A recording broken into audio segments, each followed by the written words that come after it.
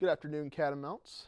Uh, Welcome back to another episode of We Watch. I Hmm. hope you all had a wonderful break, Yes. had some time to watch a lot of movies. We Mhm. definitely did, Yeah, didn't we? we definitely did. In the meantime, we had a chance to make our top 10 movies of 2023, Yes. which is not in order. We just wanted to put a list together what we thought were the top 10 Yeah. of our favorite movies of 2023. Yeah, and this is also not an official list. We couldn't watch everything, of Yeah, we course. still have a couple other movies, I'll give but a couple of shout outs to like Poor Things, Mhm. Zone of Interest, and The Boy and the Heron. I didn't get a chance to watch those. Oh, yeah. But uh, without further ado, might as well talk about Yeah. some of our favorite films of the year. let's get it. The Yeah, let's top get into 10. our list. Our first pick here, it's on the board already. It's a film called May December. This is a Netflix film by Todd Haynes, starring Natalie Portman and Julianne Moore. And it is a very gripping and intense melodrama. Essentially, Todd Haynes is known for making a lot of melodramas. And I don't want to spoil the premise or anything, but it is pretty skin crawling in the way that, the events kind of play out. And I really appreciated the script of this film. I thought it was really well done, and I really liked the acting. Everyone's pretty much doing top-notch stuff. I mentioned the two stars, but the standout was probably Charles Melton as the husband character. And overall, it's just a really well-done film. No, yeah, Natalie Portman is a great actress. Yeah. I definitely really like her work. For my next film, I'm gonna have to put with the new Teenage Mutant Ninja Turtles movie. I thought it was amazing. I'm a lifetime TMNT fan. I grew up with the original cartoon, the 2012 Nickelodeon cartoon. So I was going into this with low expectations. The last couple movies with the live action ones with Michael Bay haven't been that good. But I really like this one. It has that Spider-Verse animation, that 2D, 3D kind of going back and forth with the rough sketches. It's really good. The plot, kind of simple, it's a basic, children's movie, Teenage Mutant Ninja Turtles fight mutants, but it's also really good. It's very funny. The script was really well written by Seth Rogen, so a lot of great jokes there. The characters work really well. The voice actors did an amazing job with the Ninja Turtles. Yeah. You had Jackie Chan as Splinter, really great performance. You had Ice-T as the villain. It's just really good. I really liked it a lot. The animation is very pretty. I'm a big animation guy, so yeah, that was one of my favorites of 2023. Exactly. And I mean, like, it was also really good, but didn't make my list. It's come from that same ilk of, like, those hyper, like, animated things. Oh, yeah. And it was a fun time. It's just not one of my Oh, favorites. yeah, I from those. understand. But the next film that I have on my list would be Killers of the Flower Moon. This is the newest Martin Scorsese epic, and it is 3 hours long. And I really enjoyed it. I thought technically, like Martin Scorsese, still the GOAT. Yeah, the Still- GOAT, yeah, the GOAT. He's still in his element. But I think initially, like, I was just caught with a lot of the catharsis of the film. I gave it like yeah. a 5 stars, but it's kind of lessened to like a 4.5 on repeat. Mainly just due to the fact that like that 3 hour runtime is still kind of a slog to get through, but it's still a riveting and powerful movie with a lot of great performances. Leo and Robert De Niro are doing their good stuff as usual, but Lily Gladstone really gives an incredible and heart-wrenching and haunting performance in this thing. It's just another incredible film from Martin Scorsese. And De Niro was in that film too. How was his performance? He was really good. He was very sinister. Oh, yeah, I and, bet. He's nominated for Best Supporting Actor. Oh, Very that's good, deserved. Yeah. No, yeah, it looks like a very good movie, but I do agree that time, 3 hours, it's definitely gonna be a sit through. I still have to see that one. My next movie is Suzumi, technically made 2022, but they didn't release it until 2023, so I'm gonna put it on the list. A great animated film. It's made by the guy who made Weathering with You, Silent Voice, great animated movies. This is a teen romance, so I mean, some people might not like it, but it's very character driven as well, very emotional. About a girl still getting over a breakup. I won't go too much into detail because it's one of those movies where it's like you just have to see it. It's like kind of a convoluted plot, but another spectacular animation, beautiful, amazing music too. They got like an orchestra doing it. It's beautiful. Just the animation always is amazing too. They spend years making this movie, so it's really good. And the love story is really gripping too. It's not like your average teen romance. There's a lot of back and forth. There's a lot of drama, which I appreciate. I think they make the characters more like actual teenagers than I've seen in other movies. Compared to maybe some like Netflix dramas they have or something like that.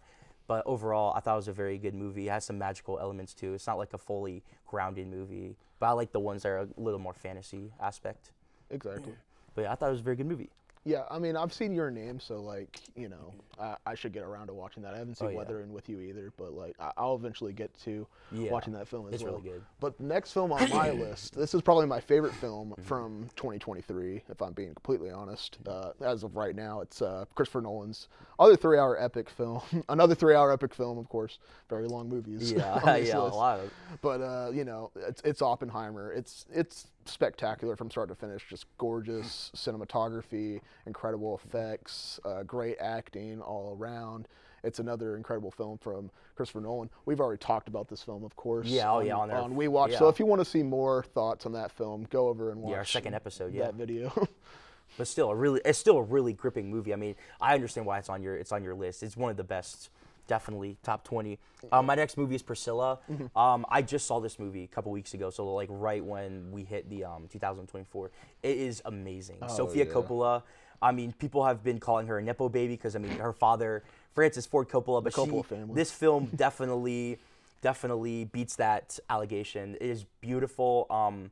It's a gripping story. I mean, if you've seen the Elvis movie, you want to see this one. It's about Elvis's wife, Sofia Coppola, and in her perspective of the relationship. This is also what you said, like a skin-crawling movie. This is a very disturbing movie. It's not a horror movie per se, but like, the things that, you do see Elvis different at the end of the movie. It's a very hard watch, I would say. There's some very hard scenes to watch, but still very visually beautiful. The lighting and cinematography is amazing. Sofia Coppola definitely knew what she was doing. The acting is amazing.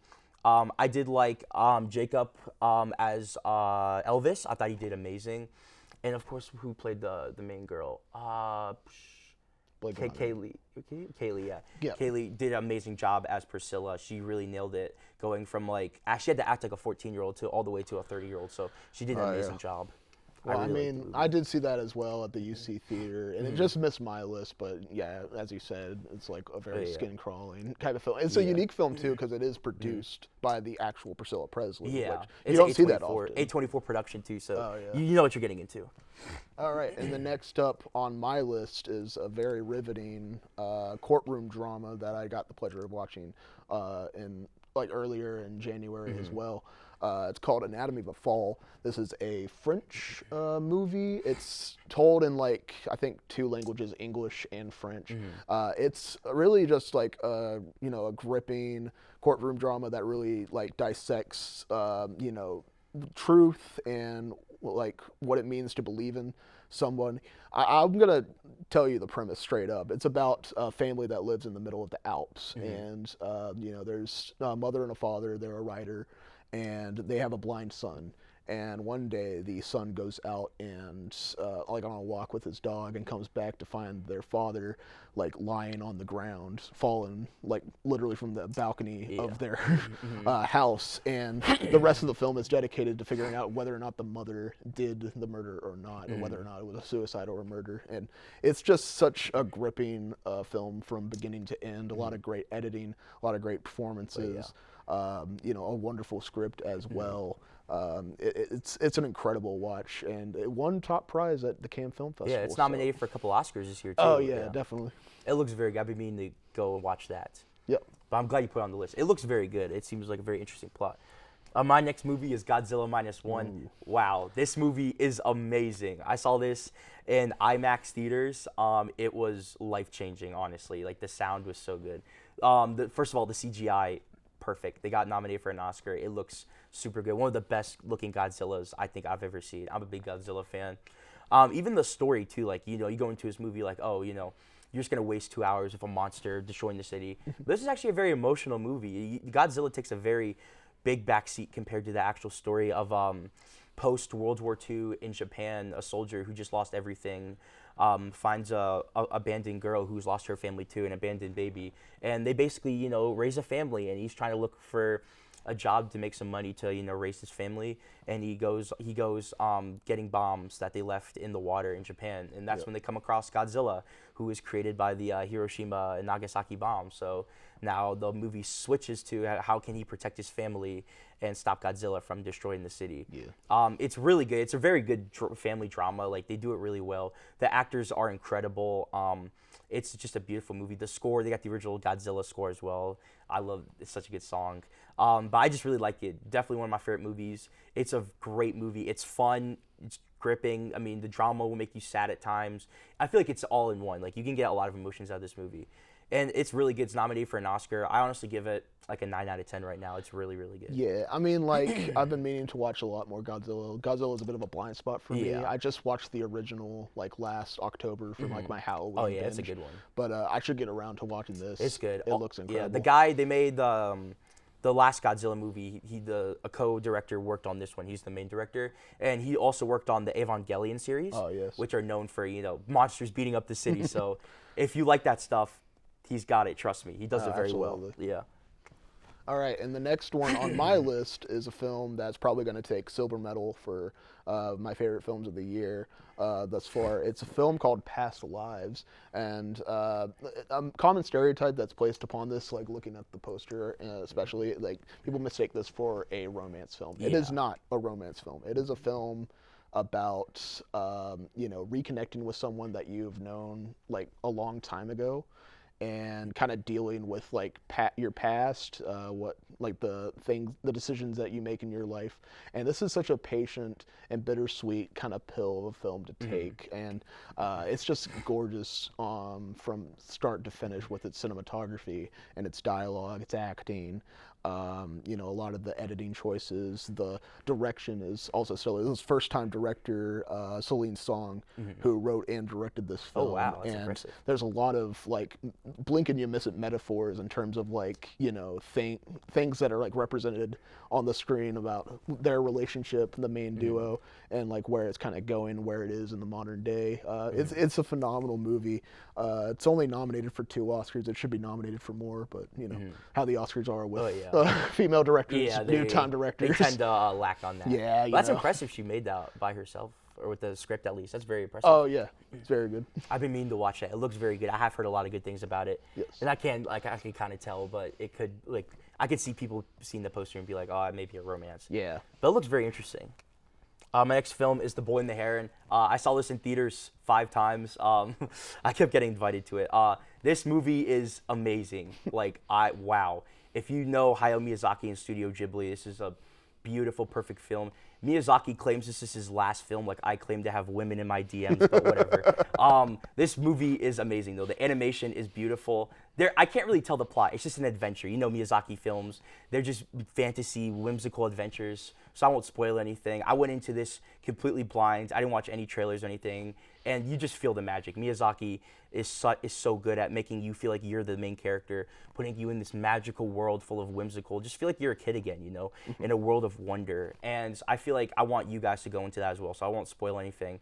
But the basic premise is just a boy, and he meets a heron, a magical heron. He has to get back his mom because some evil curse takes her. So it's a really good movie. The animation, once again, is Ghibli, so they do instead of the 24 frames, they do the 62 frames. It's so beautiful. It's so amazing.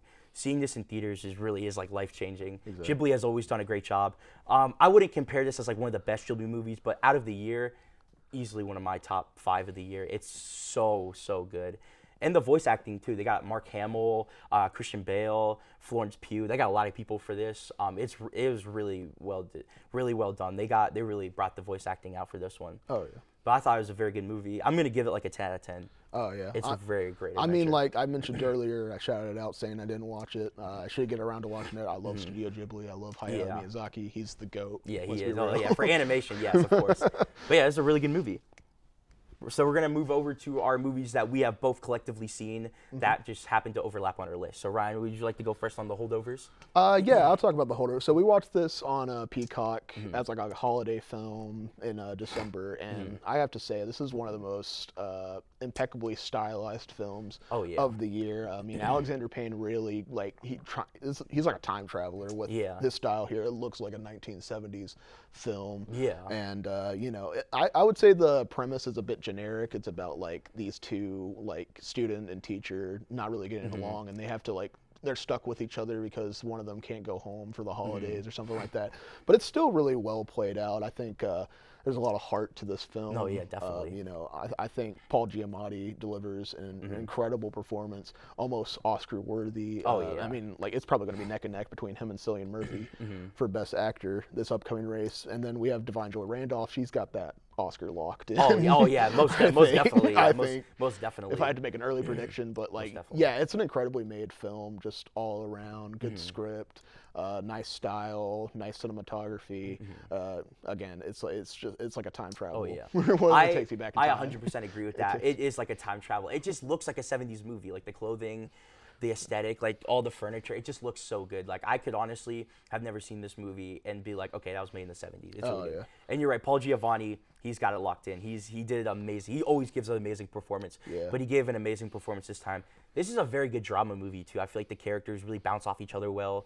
It's very heartwarming too. I feel like this isn't a very action movie. It's a very, emotional, character-driven movie. There's only like a couple characters in this movie, but still, it's a very well written movie. The script is very, very good, and the director is just awesome. It's just such a good movie. Yep.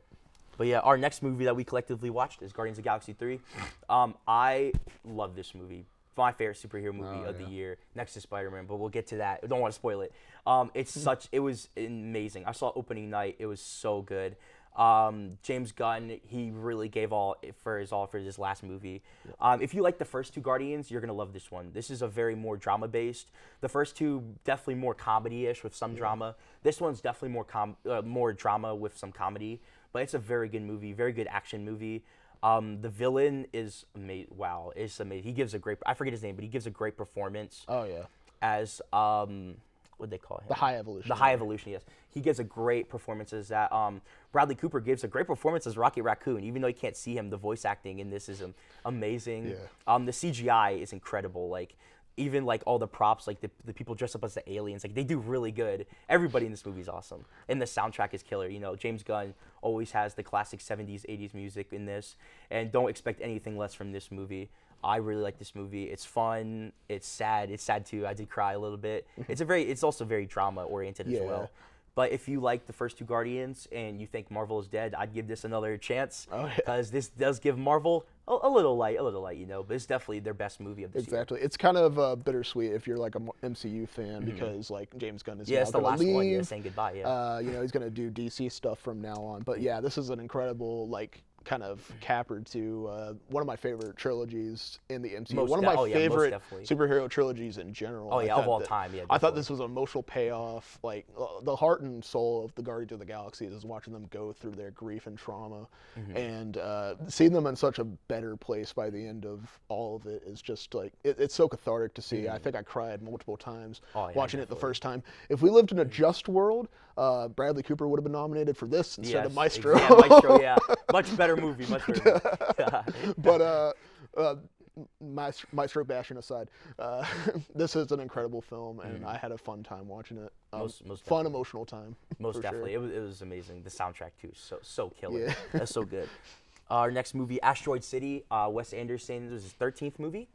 Oh yeah. It's really, really good. I love the performances. Everyone gives a performance. You got Tom Hanks. You got Florence Pugh. Amazing movie. It's a very simple story. It's not like too much going on. It's about a family that gets stuck in the desert where they're trying to drop off their son for like NASA camp. And it was like set in the 50s, so you get that aesthetic, of course, with Wes Anderson when you're watching a movie with Wes Anderson. And they're stuck there, and an alien just comes, and they have to cope with seeing an alien. Like, how do they live with that? It's a metaphor for like coping with losing a loved one, because the main character lost their wife in the movie. Yeah. But the performances given are really good. And if you've seen Fantastic Mr. Fox or Grand Budapest Hotel, that Wes Anderson aesthetic you see on TikTok sometimes, that's the whole movie. It's beautiful, beautifully shot, beautifully written. I thought it was a really good movie. Yeah, I would say a lot of people are kind of getting tired of Wes Anderson's aesthetic or something like that. I'm someone who can't really get tired I can never. I want to see more of it. Every time I see it, it's just like, it's so captivating. He truly is like a master of auteur of our time in terms of like having such a distinct style for every single film. It is a bit dry. It is a bit flat. I understand that, but like, I think Wes Anderson, like every film he makes, like if you were like digging through the surface, it has elements that I think are like different, like tend to differentiate. And this one is definitely playing on grief and stuff like that. When you kind of look like into the like little details of the film and stuff like that. But yeah, it's just another really great film by Wes Anderson, and shout out to all of his other short films he made, like the Oh little yeah, Bill on adaptations. Netflix. Yeah, on Netflix. On Yeah. Netflix, yeah. I've been meaning to watch that. I hear they're very good. Henry Sugar was really good. That's what I heard. But I did like it a lot. It was very good. You're right with the it is dry. I mean, all Wes Anderson movies are dry. But I get it. This is not as action packed as Grand Budapest. Yeah. Or Fantastic Mr. Fox, but still a very good movie. Definitely a lot of drama movies on this list, but definitely a very big drama movie. Our next movie is Barbie. Greta Gerwig's film is amazing. Honestly, one of the best movies this year. I personally really liked it. She also has that aesthetic too, like kind of like Wes Anderson. You watch a Greta Gerwig movie, and you kind of know that's a Greta Gerwig movie. She does really good. Margot Robbie, a great performance as Barbie. You kind of go into this seeing this as like a kids movie, nothing much, but it really dives into how society views women and gender norms and feminism, and they do really good with that. And I feel like anybody of all ages can see this and be like, wow, I never viewed society as like that. I went into this movie thinking it was just gonna be like a kids movie. I came out of it seeing it as like a different way, like wow, I never viewed the world as that, through like a woman's lens like that. It's a really good movie though, lots of great jokes. I mean, it's a comedy, of course.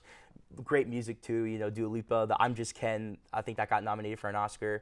A great song. But overall, it's just a really good movie. Definitely more of like a family-ish movie, but I liked it a lot. Very good. Exactly. And I mean, like, going in, I knew about Greta Gerwig and Noah Baumbach. I was familiar with a lot of their work, Marriage Story and Lady Bird and stuff like that. So I knew there was going to be more to this than just being a standard Barbie adaptation. But at the end of the day, like, this was just an incredibly fun film to watch. It's probably my most watched film of 2023. I just had multiple chances to watch it. I watched it initially when it came out in theaters, watched it at the UC. Yeah, I did. And then I went back home for the holidays and watched it again. But, like, it's just a blast every single time. And as far as like the feminist messaging goes of the film, I understand it's kind of straightforward, but it's a Hollywood blockbuster. It has to be straightforward. This is not Jean Dillma or anything. This isn't like multiple layers. Yeah. But I still feel like it still needs to be heard in Hollywood, especially today. Oh, absolutely. Especially today when you were mentioning Anatomy of a Fall. Was it Past Lives not getting an Oscar? Past Lives, female directing. Yeah, I definitely feel like that. They're kind of speaking on that. But it's still a very fun movie too. The music, the colors, everything. Lots of pink, of course. It's a great movie though. Great movie. Our last movie, Spider-Verse. Yes. You want to go first, Ryan? Yeah, I can talk about Spider-Verse. I mean, like, it's another incredible entry into the Spider-Verse franchise. It left me wowed by how stylistic this film was on multiple angles, like just experimenting with multiple different animation styles to kind of differentiate all the spider people, I guess, in the Spider-Verse and stuff like that. But it's an incredible second part in the Spider-Verse trilogy. It's getting me very excited. I think this might turn into one of the best superhero trilogies. Oh, most definitely. If it definitely sticks the landing. It has a lot of weight on the third film to stick that landing. Most definitely. I feel like a lot of people were expecting the second film to be good, and then when they saw that, now the third film has a lot of pressure. Exactly. And I mean, like, other than that, it's just like another great story about Miles Morales really digging into his character a lot more in this film.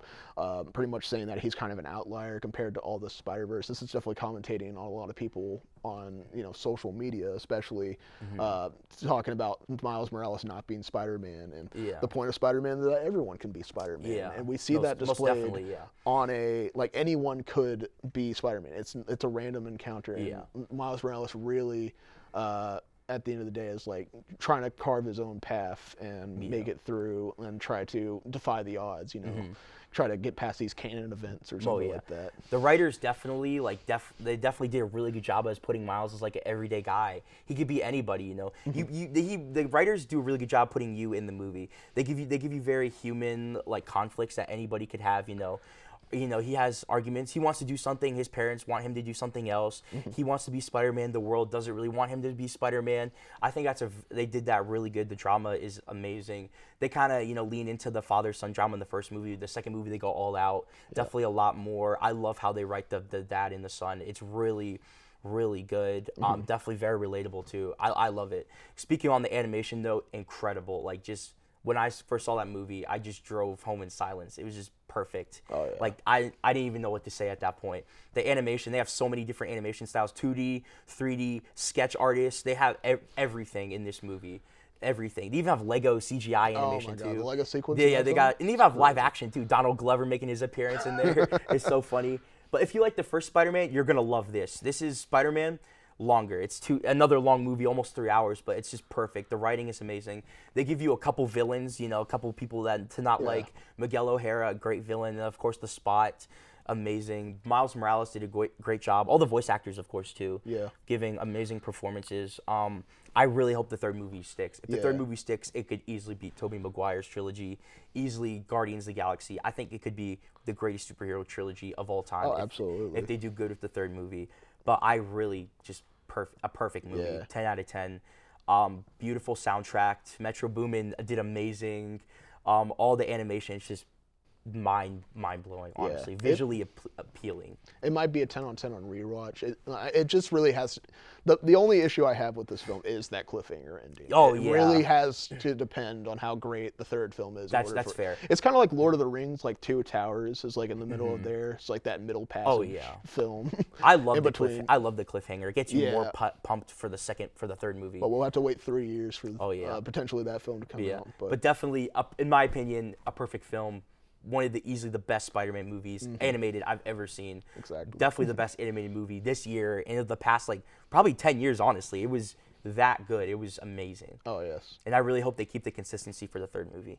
But now that our review is done, Ryan, what is your most anticipated movie of 2024 for the new year? My most anticipated film, we got a lot of films coming out. Oh, yeah, definitely. We got like Deadpool 3. We've got Kingdom of the Planet of the Apes. Yeah, we got the sequel to Joker. My most yeah. anticipated film, though, would be Nosferatu 2024.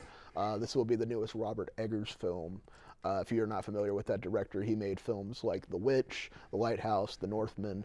He's an incredible auteur director that I really admire. I mean, The Lighthouse is one of my favorite films of 2019. Oh yeah, me too, definitely. It's probably my second favorite, if I'm being honest. But yeah, I'm very excited for another adaptation of Nosferatu, see what he can do with that. Willem Dafoe too is in it, right? Oh yeah, Willem Dafoe should be in it.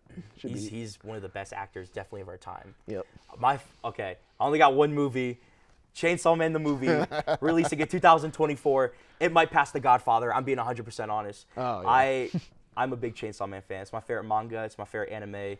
And they're making a movie for it this year. I am beyond hyped for this movie. Oh, yes. Made by Mappa Studios. They made the Jujutsu Kaisen movie. They made the Chainsaw Man anime. The animation is so beautiful. Yes. They win so many awards every year. So I'm extremely excited for this movie. I definitely think it'll be my favorite film, probably of the past 10 years, honestly. That's probably just me liking Chainsaw Man a little bit too much, but it's still really good. I'm very excited for this film. I love animation. I'm a big animation guy, and I love Mappa Studios.